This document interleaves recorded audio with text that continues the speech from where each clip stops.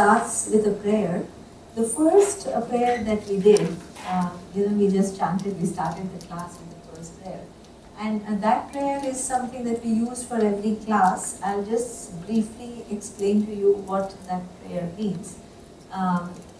Sahana Avatu, Sahana, this is not the one which is here, that's the one that we did first, right?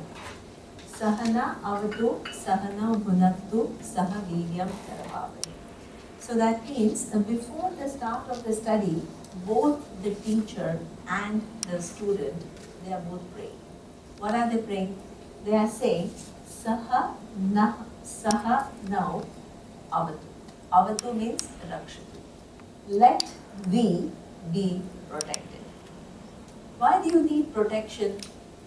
Because you ask, how many people here have told me that, Katiza said that, oh, she was planning to really come and then she got such heavy cough. So that means that one thing is you have an intention.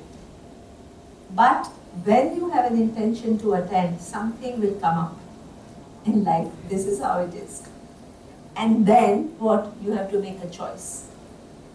So that means that to listen to this knowledge itself is not that easy. You have to choose to listen to it. Because at any given point in life, always so many things are going on for so many people in so many different areas. And life is nothing but series of decisions, and it really tests how much you want to listen to it. So this is what he says, that let us be, now that I'm here, you don't know what next thing can be. So now that you've made so much effort and been here, you want to be protected. So that what you are available for the studies. Sahanau Bhunaktu. You not only want to be protected, you want to be what? Nourished. Nourished with this teaching. So that means it has to contribute something in your life where you will begin to see things differently, you will begin to live differently. As so many of, like Marisa was saying, and so many other people, Neeru, everybody is saying is that really this teaching over a period of time, it nourishes you. Nourishes you in a way that life is what it is. Difficult situations continue to come. There is nobody who is free from challenging situations. What really matters is the tranquility and clarity with which you deal with every challenge that comes in front of you. If you can learn how to think clearly when there is something which is shaking you, come back to that. Who used that? Neeru, did she use this word that I'm feeling grounded now? Who used that word? Somebody used that word, that I'm much more grounded. Who said? Marisa said. No, I think Rajiv said. Rajiv said that. Rajiv said that I'm feeling much more grounded. That is a beautiful expression. What does it mean is, situations don't throw you off. That's a big thing. If you can find that core within you, which is strong and solid, which doesn't get easily shaken by events, that means you have nourished yourself. You have really nourished yourself. You have gained such a mastery.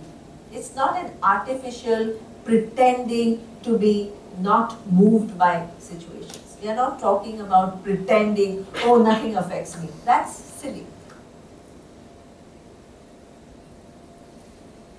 If you can retain your equilibrium in some of the most difficult situations, and instead of blaming and self-pitying, think about creative ways of solving that problem and looking at a bigger picture than just some kind of a little emotional impact it has on you. then that is called nourishment. You have to nourish yourself. So that means you have come to learn this not as just some kind of a philosophical inquiry. You have come to nourish yourself. And let that happen. Sahanau bhudaktu sahaviryam karavavane. In order for all this nourishment to happen, what is required is what? Effort. Nothing comes in this life without effort. And in fact, this is a very interesting prayer because it's both the teacher and the students both are praying and both are saying what? Let us make an effort. So the student has to make an effort to what? Ensure that you capture the ideas accurately. And the student and the teacher has to make an effort as to what? Whatever you are saying, you have to make it as clear as possible. You can't get, there is no room for pseudo scholarship. This is all Sanskrit. So you can always impress people by quoting here and there. People think, wow, what a scholarship, right? You can always talk so high and people will not get what you're talking. They'll say, oh, wow, she's talking something very high. This is all pseudo. You have to, if you have understood ideas clearly, your ability to explain it to somebody in a simple word is what? Increasing. So that means you don't make things complicated. Without complication, you have to give clarity to the other people.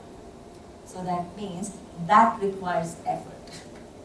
So both the teacher has to make an effort to present every idea as clearly and without getting into unnecessary complications.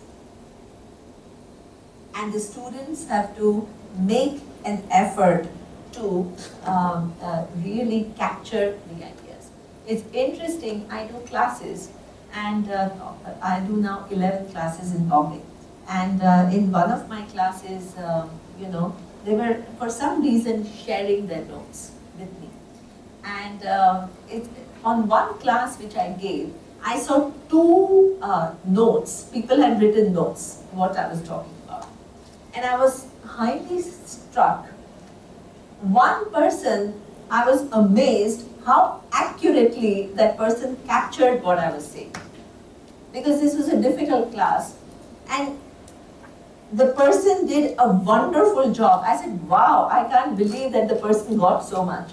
And the other person who was in the same class listening to me wrote something completely, it had something to do with what I was saying. But there was so much of her own addition, which was not at all what I was talking about. So that means your quality of listening has to also improve.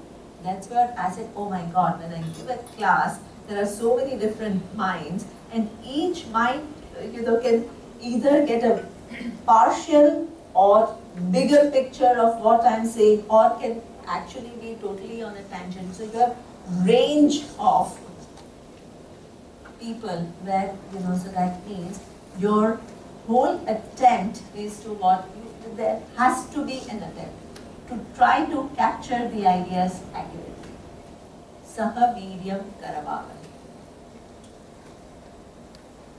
Because what happens is, if you are a science student, everything becomes, you use a lens of science to assess everything which is Vedanta. If you are a psychology person, then you use the lens of psychology. If you are a religious person, you use a lens of a religious person. In fact, for Vedanta, you don't need any lenses. You just need to have an open mind and see and follow at each step and see what is being said. Because the whole vision is built on series of logic. And you go on a tangent in one little step, and then you keep building on it, you keep going further and further away from what is being said. So, saha viryam karavavani. Effort is required, alertness is required. But even if you want to, there is no guarantee that it will happen. So you pray for it. At least pray for it. Tejasvina adhitam astu. Let our study be brilliant. How do you decide whether the study is brilliant or not? What is your criteria? What are your indications? What indicates whether your study is brilliant or not?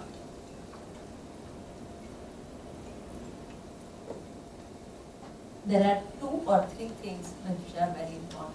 One is, some things, if I had asked you before you attended the retreat, answers to some questions, if you're able to think and answer those for yourself, not to others, you feel as though you got answers to something for which you had no answer, then what?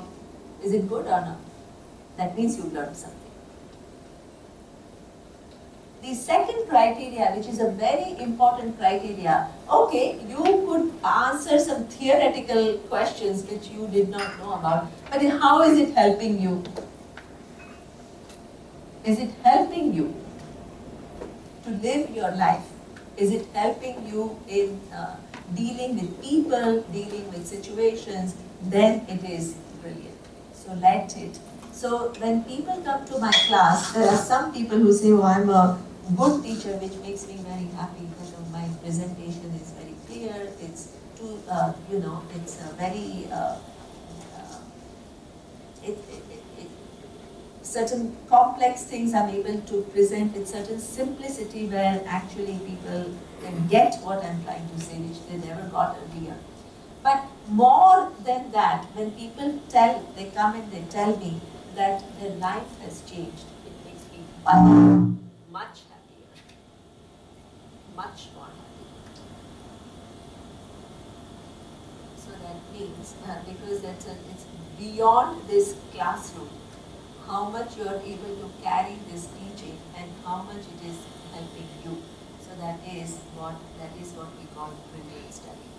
Tejasvina adhitamastu ma vidvishamate. Let there not be any obstacles. What kind of obstacles? There could be 3 sources of obstacles, and this is why there are 3 shantis.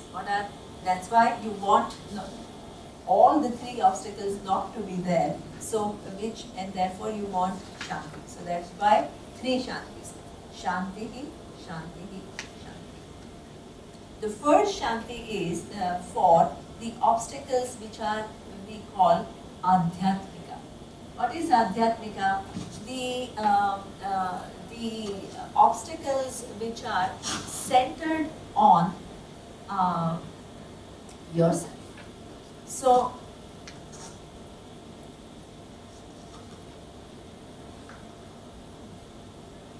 the obstacles which are centered on yourself are what can happen. One of the commonest things that happens in a class is your attention wavers. So I'm talking about something and you either fall asleep, or you start thinking about, oh yeah, what would be there for dinner, or oh, what is my cook, my husband is going to come home, and what is the cook going to do. So that means you're not totally available. The mind wanders off. That is one obstacle. The second obstacle could be that, see, we all come with a certain understanding of what my life is about, what am I here for. And suppose if Vedanta contradicts or makes you see life differently, what is the first reaction of a human being who hears a different standpoint? What is the first reaction? Resistance. So that means the minute somebody is telling you something different about certain things, then what happens is you want to come back to your comfort zone. And that comfort zone may not be a very evolved zone, but that makes you artificially feel comfortable.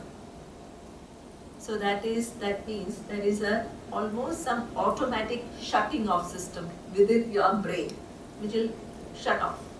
It will not take in the data. So that means you don't want that either. And sometimes what can happen is people become overly kind of, aggressive, trying to prove the teacher wrong. And that also is a kind of a, there is this whole need to show, oh, I'm so sorry. Sorry.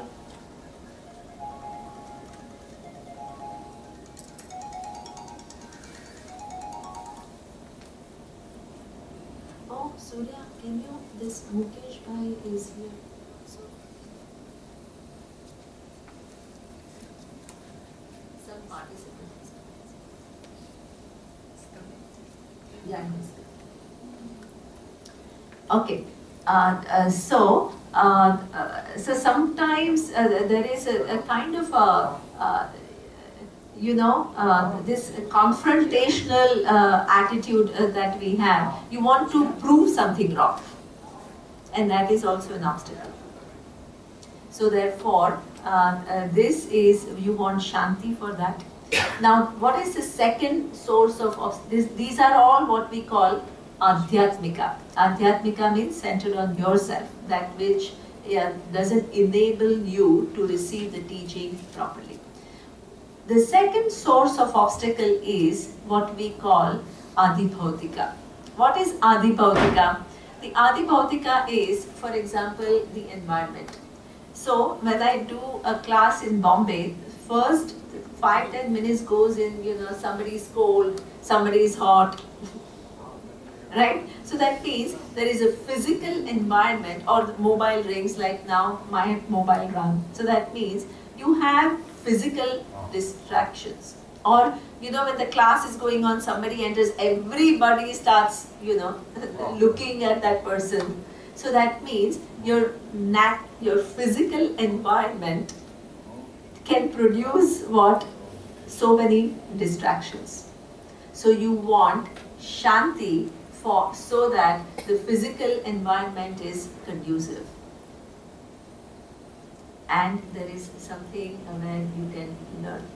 And the third obstacle is what we call Adhidaivika. Adhidaivika is, there are so many factors which are beyond your control. You need some grace to be here. It's not easy to be here. So therefore, and after having come here, sometimes you have to leave, sometimes, the study doesn't finish, something else comes up. Or, some major, once we were doing a retreat in Rishikesh, you remember? In Coimbatore. In Coimbatore?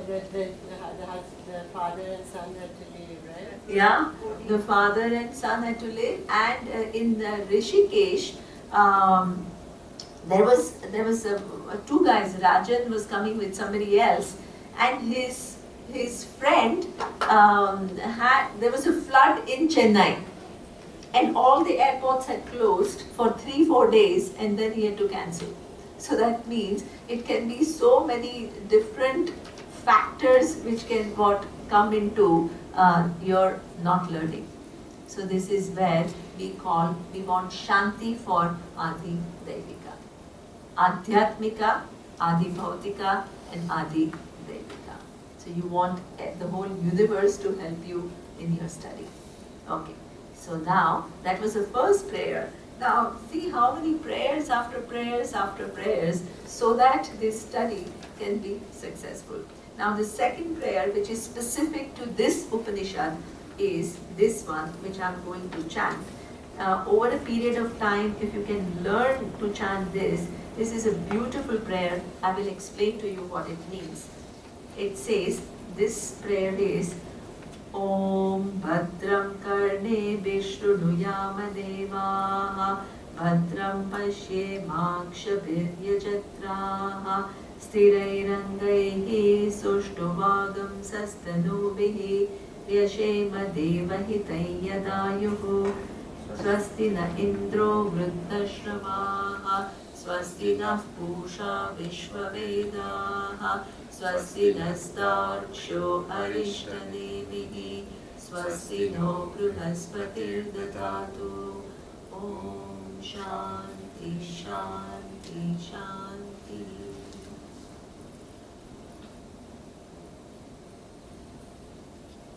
The first round, this is a prayer. It says, Bhadram karnebihi shrunuyama devaha. Let my ears hear good things. So that means, ears are your sense organs. And you need 5 sense organs in order for you to receive all the inputs about the world. Please understand that. The only way you interact with the universe is through what? Where is the data coming from? Only your senses. There is no other way. This whole vast world and you as an individual, and the interaction is possible because what happens is you are given ears, and what can ears do? Hear. Pick up sounds and hear. Your eyes, they can't do the job of your ears, they have another job to do. And what is that? Vision. If you don't have vision, there is no way you can see the forms. As a blind person, you can use other sense organs to compensate, but they cannot do the job of the eyes. Your eyes, your ears, your nose, then what? Tongue and touch. These are the 5 sense organs that you have to interact with the world. Now, with these 5 sense organs, they are just your enablers. But you can use your ears to either just hear all things which are totally meaningless, totally trivial, which don't really matter at all. Or sometimes we seek, unfortunately what happens is in this world, we like to hear what problems. When you see somebody and you said, how is everything? Everything is going fine. There is no conversation. But if you tell somebody, how is it? And then the person starts saying, I'm not getting along with my or ex person and all. Then what happens? There is some engagement. So now, what happens is, most of the time, what appeals to us superficially is what? All sensational things. And this is exactly what the media knows. Media knows very well what news will capture you. If it gives all this wonderful news, this great thing is happening here and great thing is happening there, yeah. But the media, what? Bomb was there and this guy was like this. What happens? It creates immediately what? Sensations. Now, that may be the truth. It must be happening. But what happens is, if you keep on listening in this world right now, there are what is the total world population? How many billions? About 6 billion, right? And each one is doing something or the other. And when you open CNN or BBC, do you get news about those 6 billion people? No. You get news about what? What percentage of population you get news about? Less than 1%. Really think about it. You will get information about only a very, very few people. Now, when you listen to it, and then if you begin to make opinion about the nature of the world based on the data, which is what? Highly skewed and highly selected. Now there is so much problem in this world. So that means, now what have you done is, if you just ask a scientist, right, among this huge data, you take what?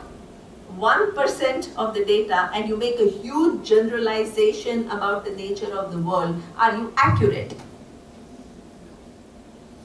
You are not accurate. Now, suppose, and you make the vision about the world, and your decisions are also going to be made from your interpretation of the data. Are they going to be wise decisions? So that means we are constantly, what we do when we live is, we don't realize how skewed our informations are that we receive. And based on that skewed information, if you begin to make bigger generalizations and you begin to live your life by that, how far away from truth your life can be. But what happens is, you're convinced that this is how it is. Because what you hear is not untruth, but it is what? Very less. I mean, you just hear very selected things. So that means your ears have to be, this is an organ which is given to you. You have to choose what you listen to.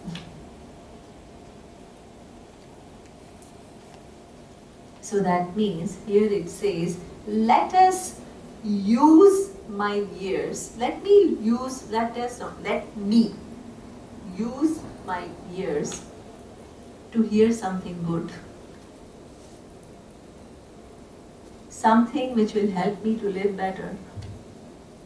Something which will give me a bigger perspective of things. Something which will enlighten me.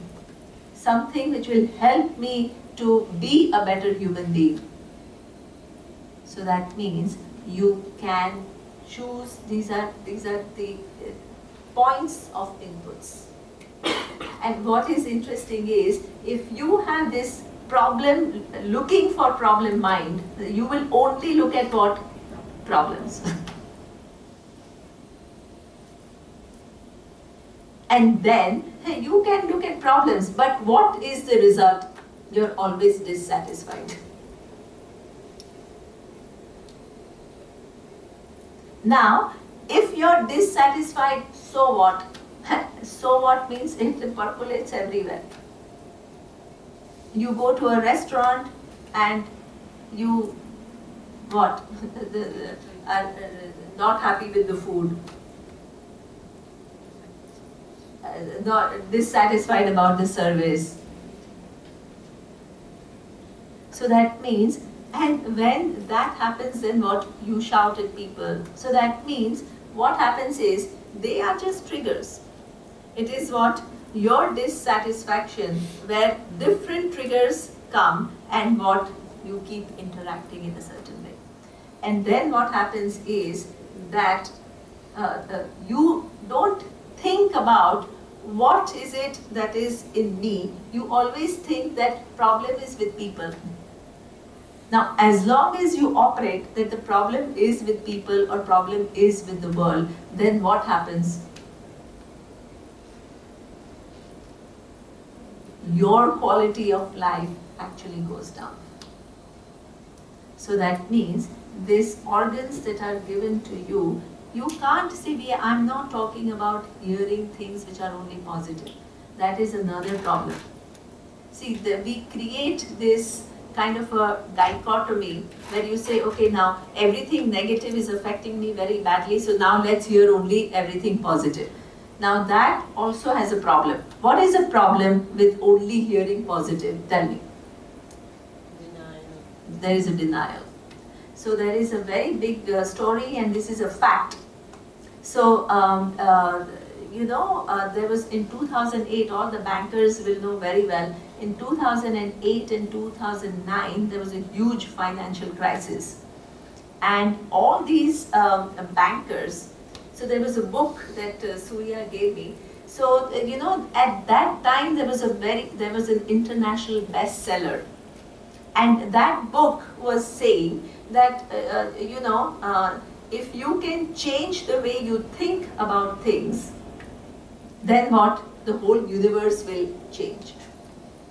So that means if you think positive, then what? All the big things will happen to you. So many of these Wall Street people had read this book, and they were in this sense of this euphoria that everything will go well if I think really well. So when this subprime problem happened and things were going down, they are very smart, bankers are very smart. So they knew that there is some fundamental imbalances. But they were into positive thinking mode. When they got into this positive thinking mode that nothing will happen because we are going to, So what they did is ignored certain signs of problems. And what then happened was a major collapse. So that means neither you want to be a negative thinker, nor you want to be a positive thinker, because each of these thinkers miss out on what? Reality. You want to be an objective thinker. What is an objective thinker? Who wants to see the reality as it is. So now, what is the definition of this objective? So many people confuse objective thinking with what we call just rational thinking. What is a rational thinking? That you just use your reasoning mind, right? That is what you think is objective. Now when you use your reasoning mind and you ignore your emotional mind, are you being objective? Are you? Are you? No. You have to see, this is what I think Preeti was saying, this is what we call nuanced teaching. Nuanced teaching means you have to begin to see differences between positive, negative and objective. And objective, what does it mean to be objective? It doesn't mean putting your emotions on the side and only using what? Your analytical mind. Objectivity it implies that whatever is needed at that given point in time, you use what? That aspect which is required. An example. An example is, suppose somebody comes to you.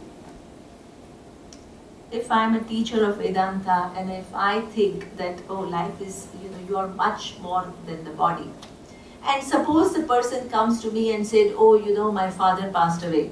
Can you start giving them some big philosophy? Oh, you're the Atma, for example. I am much bigger than the body. Can you do that at that given point in time?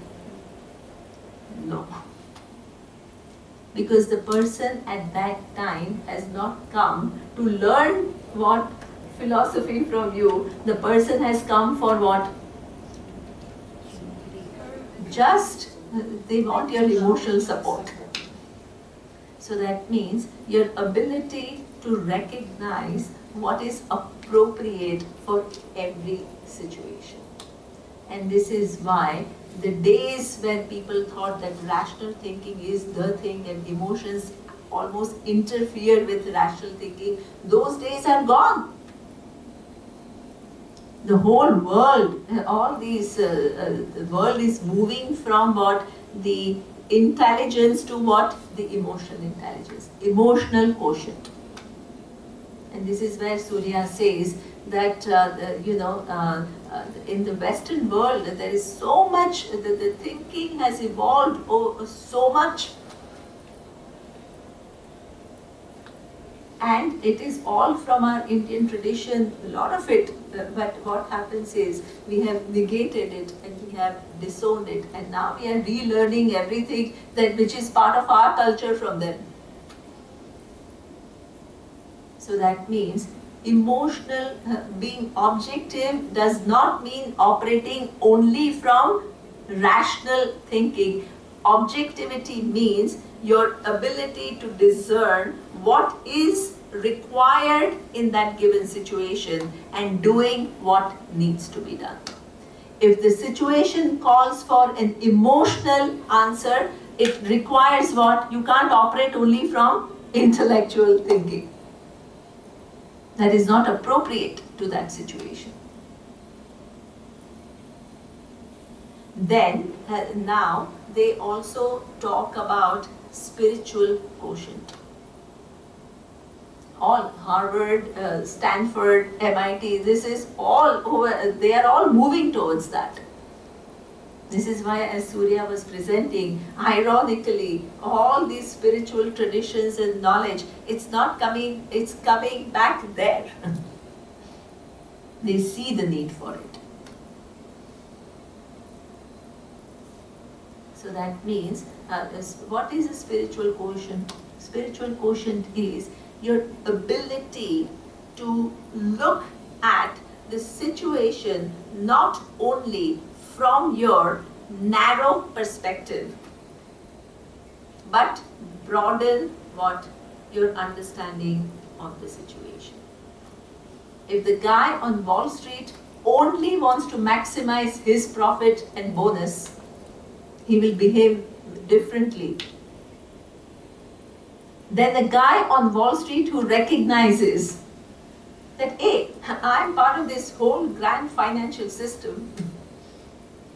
And if I make wrong choices, not only I make over a period of time, the system where a lot of individuals make wrong choices cannot be sustained. And the implication of this non-sustaining of any system can have global implications. So that means my the kind of a one-pointed view of making every decision to maximize my profit can make some farmer in Vietnam suffer, or thousands of people in Thailand lose jobs. This is how things are. We don't see it like that.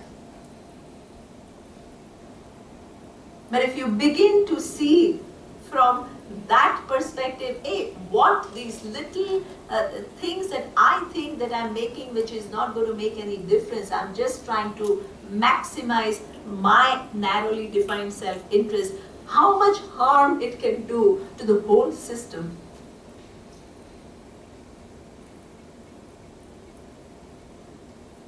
And then, if you can see beyond that, this is what we call spiritual quotient. So that means your ability to look at things at a bigger level. So that is really, now all the leadership programs, Surya is so much in demand in all European universities and everywhere, all CEO meetings and all, because they want people to evolve. Otherwise, the universe, the world in which we live has become unsustainable, with people living and thinking from a very narrow perspective. So that means your ears, what you hear, is all coming back. It is what you believe in is depending upon the inputs that you choose to hear. You have to expose yourself to something, some wisdom which will make you what? Grow as a human being. Bhadram karnebihi shrunuyamadeva. Bhadram pashyet makravidrajaha. So that means, let me see things which are good for me. You know, these sense organs are designed in a way that they are highly fanciful. So that means,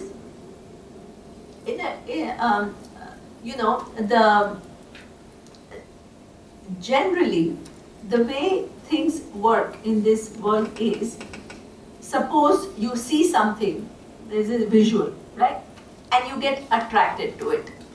What is our natural tendency?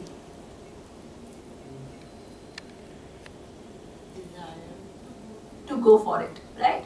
And that itself, actually, in a way, there is nothing wrong also, because that's how it is, right? But now what happens is that, suppose when you are very young, then let's say what attracts a child? Toys, right? Toys is the first thing that attracts a child. Now the child goes for toys, and if you take away the toy from the child, what will happen? The child will start crying. Now, when the same child becomes a teenager, toys lose their meaning. He doesn't sit and reflect and say, oh, now I want to get over the toys. He doesn't kind of really even make any conscious effort to not to go for toys. Desires what? Naturally evolve to something else. Fine. So I was asking in one of my classes, so as a teenager, what happens?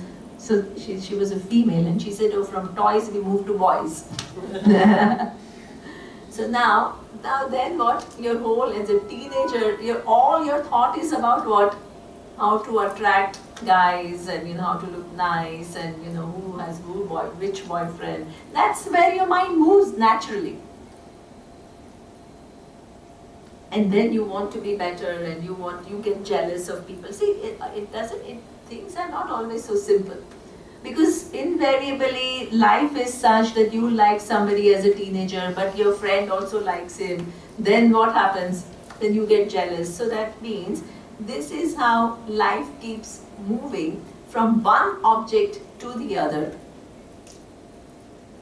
And the world is designed in a way you don't get always everything that you want.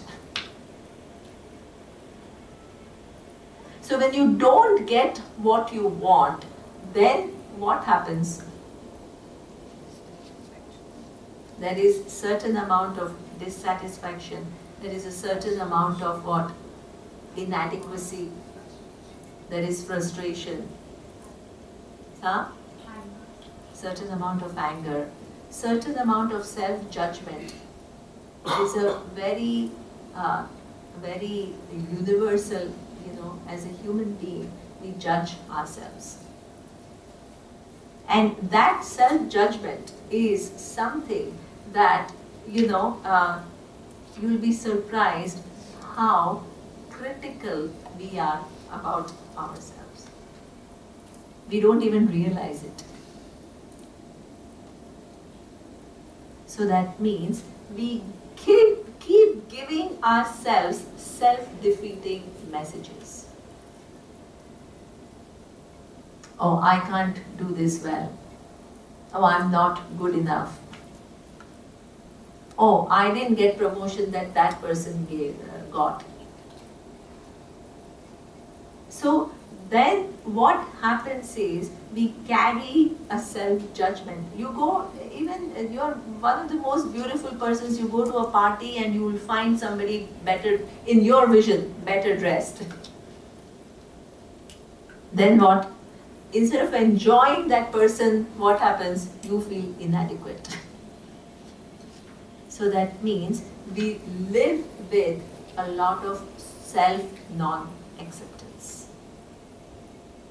Sometimes that self-non-acceptance comes out as an inferiority complex. You feel really not good. sometimes it is compensated and it comes out as superiority complex.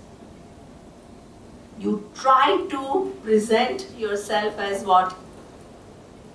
Somebody who's good, who's big, who's successful, who's powerful.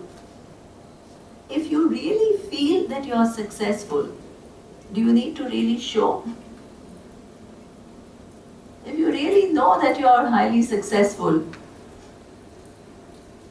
the more you know that you are really successful, less is the need for you to prove to anybody else.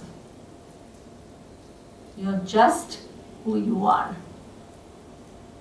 So that means even that superiority also gets what? It's actually a compensation for inferiority complex. So we live with self-judgment. We live with certain amount of dissatisfaction. It gets compounded with little bit of anger, little bit of jealousy. This is mind of everyone. Nobody can tell me, if they are 100% honest, that I don't suffer from that. Nobody. Certain amount of anger, certain amount of sadness, certain amount of self-judgment, certain amount of dissatisfaction, certain amount of jealousy, we all carry. This is a fact. Unless you try to come to a better perspective. So that means now what you want to do is, yes, as the life goes, you will have different preferences and things will not happen your way. You want to see things differently now. Bhadram pashyet ma kshavirya jantrana. This is a lot of every human being who lives life. Now you want to do things differently. You don't want to fall into this and you are asking for help. You are asking for that vision which will help you to come out of these normal ways of being. The normal ways of being which are actually quite unhealthy, but because everybody has it, it passes it as what? A norm. So this is what he says, Bhadram pashyet ma kshavirya jantraha. Now, your senses are part of where? Your body.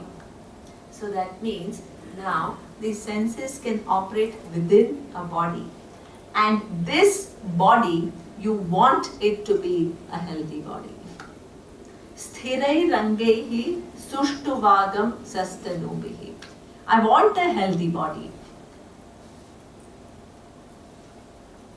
But the healthy body that I need, because imagine if your body is constantly, if it is aching somewhere, or it has some digestive problem, or you think you're going to be, you can't be 100% alert if you're on a lot of medication.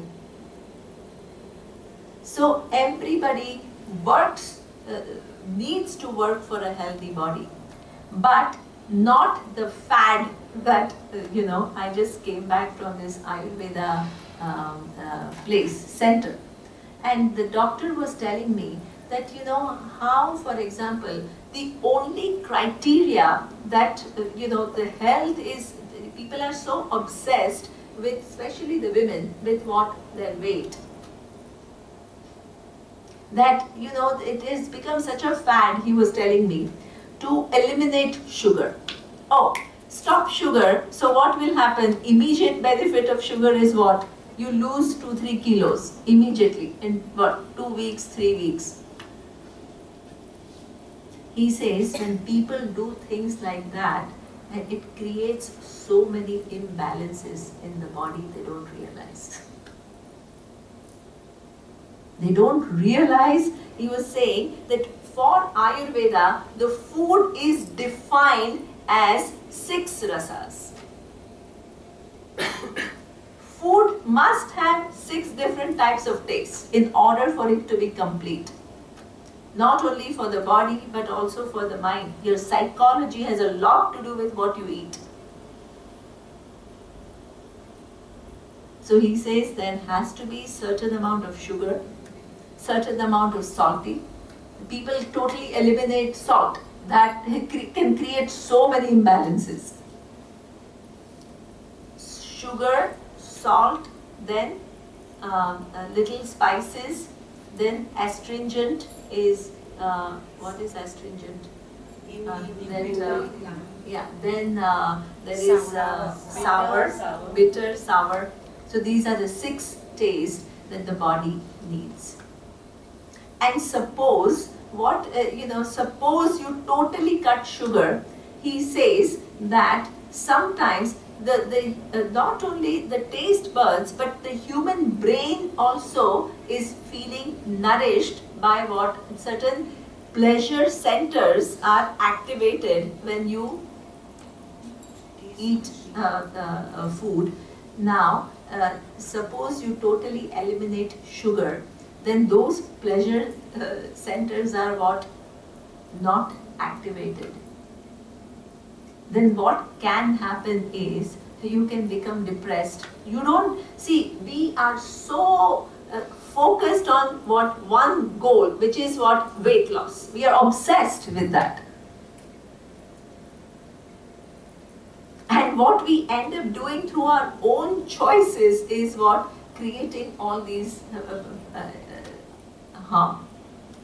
So therefore he says, we don't see the connection between your feeling sad and not eating sugar. So he says, whole of Ayurveda is made based on such holistic view of things. And we have lost that perspective. We've just become totally one-dimensional in our choices. And we sacrifice really our well-being through the choices that we make. So that means this holistic vision of the body itself is something which is so important. You need to keep in mind what is a healthy body. And not get carried away with some obsession which is created by just some visual effects of somebody who's trying to tell you that, oh, very slim is very good. That is just, it can change. The models become little, bigger in size. The whole perception can change. So therefore, you want to live healthy. So this is where what the whole vision is, you're endowed with this body-mind-sense complex for this 80 years of your life, or 90 years, or 100 years. This is a gift that you have received from the universe. And you have to choose how you are going to use this body and the senses that you are endowed with. Either you can abuse it, or you can use it wisely. That choice is yours. And how is the universe? It is constantly giving you feedback about the kind of choices you're making. It's not a dead, dumb universe in which you live. How your life is shaping, what situations arise, what situations that you are put through, what emotional makeup you have, is all constantly giving you an indication of where you are going. We choose to ignore all the clues that are coming to us. If I can make you sensitive to the happenings of the universe and to begin to live in alignment with those forces of the universe, and I can make you see how far you can help yourself by just that sensitivity and awareness, I feel that I would have done a very big job, because then you begin to flow much more easily in the universe rather than constantly struggling and fighting. So this is what he says, I want this, but these are my endowments. Actually, according to the Vedas, you don't own the body, you're just the trustee of this body. What does it mean? Did you sit and construct your body? Tell me.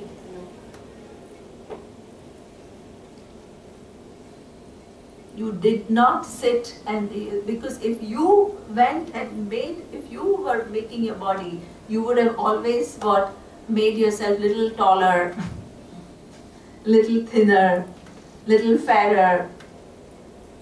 So that means you did not create this body. You can't claim to be the total owner of this body because it's not created by you. And it is programmed, when it is born, it is programmed in a certain way. It's programmed in a way that you need food to eat, that you need to eat food in order for it to survive. You need water for it to sustain. The whole setup is already given. You come in this world and you are just entrusted with this body. And along with the body come the five senses for a certain amount of time, and the prayer is, let me use it well. Now, as you begin to use your senses and your mind and your body well, what do you want it for?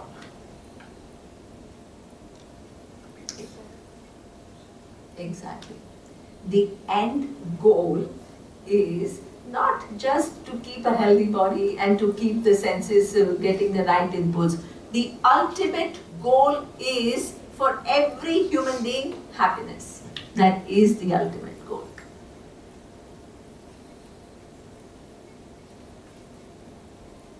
So now you have to ask yourself, if my ultimate goal is happiness, and I have lived 30, 40 years of my life, and I have done so many things, how much is it really contributing to my happiness? You have to ask yourself. Because everything that you are doing is actually for your happiness. So that means so as the days go, and if you're designing your life towards that goal of happiness, if you're successful, it has to take you what? Closer to happiness. True?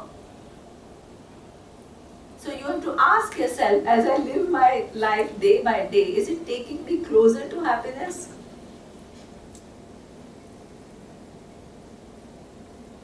Because that is what, then it is a successful living.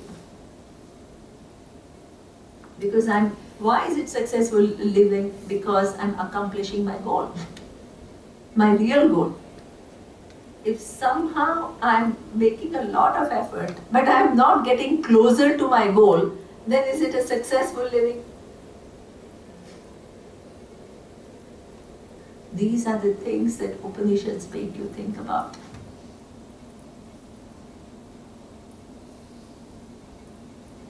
So therefore, ultimately, the goal is what? Your happiness. Now, the thing is, what is the source of happiness? You have to ask, because what I want in life is happiness. So I should get what?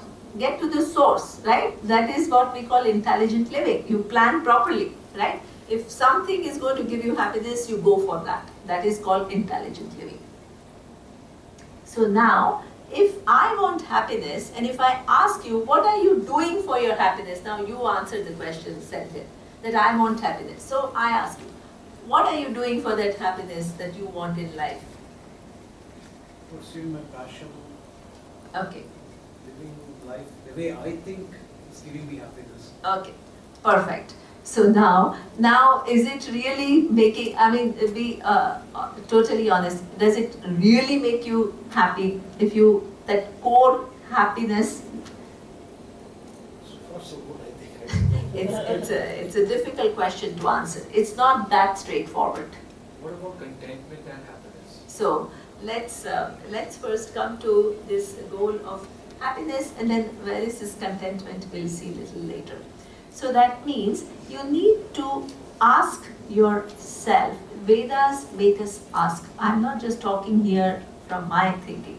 Vedas make us ask this question as to this body I'm a trustee of, which is coming with what? 5 senses.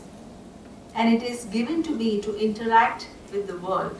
And what I want out of that interaction is happiness. Now, the question is, can I honestly say it is giving me happiness? And nobody can make a totally clear-cut statement that yes, it is making me happy. Even if you make that statement, it is qualified with what? Yes, but, oh, I don't know, right? I'm getting there, or sometimes I'm regressing. But sometimes you also think that something will make you happy. And then when you actually get it, you don't think that's what made you happy. Absolutely. So that means, and that also keeps, it's eluding, right? So that means we go for it thinking that it will give you, when you get it, sometimes it loses its fancy, right? So this is how, but can you then give up your search for happiness? Can you? Nobody can. So that means there is something, a little bit that we need to think about. We search for happiness through certain things in life, which are what in Sanskrit they are called 2 major pursuits, Artha and Kama. You have a question? Yeah, but isn't happiness relative and isn't it abstract? Okay, that I will come to. The happiness, of course, as we experience it is relative. It is, you can't call it totally abstract also, because it's an experience of you. See, abstract means it's something which is like out there, right? But there is no human being who has not experienced happiness, so it's a real experience, right? But what is the absolute happiness that we will get into? What now we are doing is just looking at our experiences, so that you know what is, first we need to determine why this body is given to us for this many years, why these senses are given to us for so many years, to search for happiness, and where we are searching and where we will get it. The whole Upanishad is what making you think through that. So that's why it's an inquiry into things that you generally we don't think about. So this happiness that we are seeking, we get it through commonly two different pursuits. One is what we call Artha and the other one is called Kama. What is Artha pursuit? So Artha in English, it means security. What is security? As Kirti says, very often we connect security with what? Financial security, right? What else could be the source of that security? What else? Spouse, family. Excellent. Sometimes our relationships, our spouses, our friends, they can become source of security. Huh? Health, super. So that means, that's why people go and spend so much time in gym and all, their health gives you a great sense of security. Why? Because you feel, oh, I don't want to depend upon anybody, right? So that means, these are all the different pursuits that we have, which are what we call Artha pursuits, the pursuits of securities. But we are not pursuing securities for security's sake. We are pursuing them for what?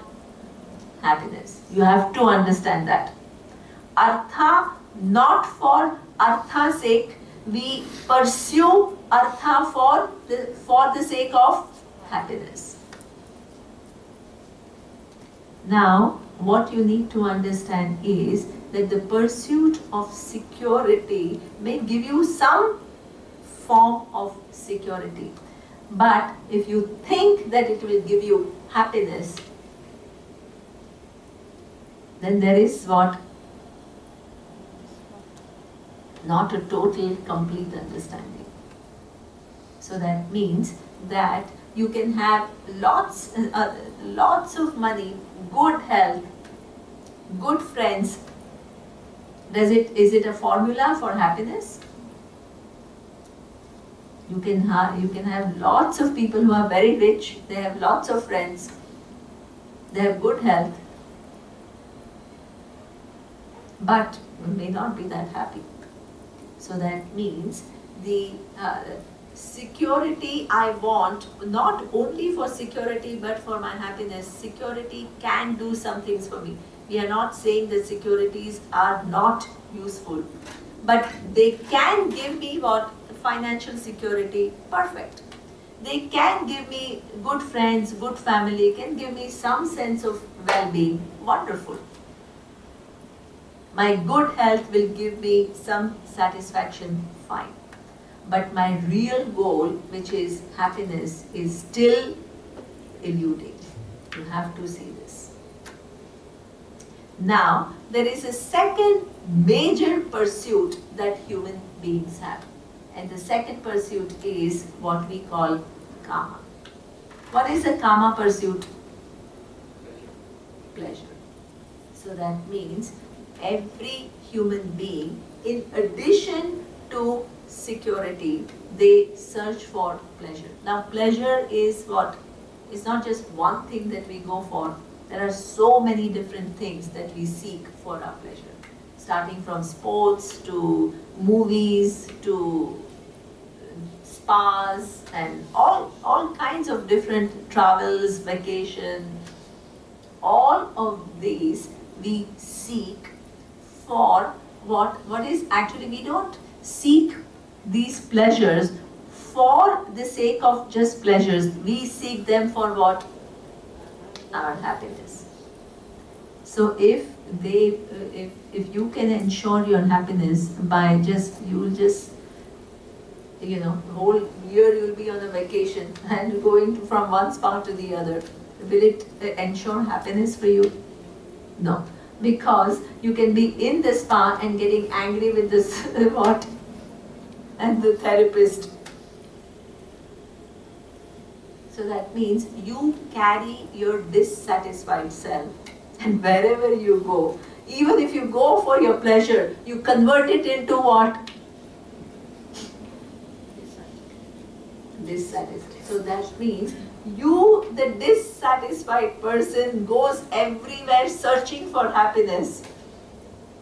But ultimately what happens is, nothing succeeds in giving you really what you're searching for.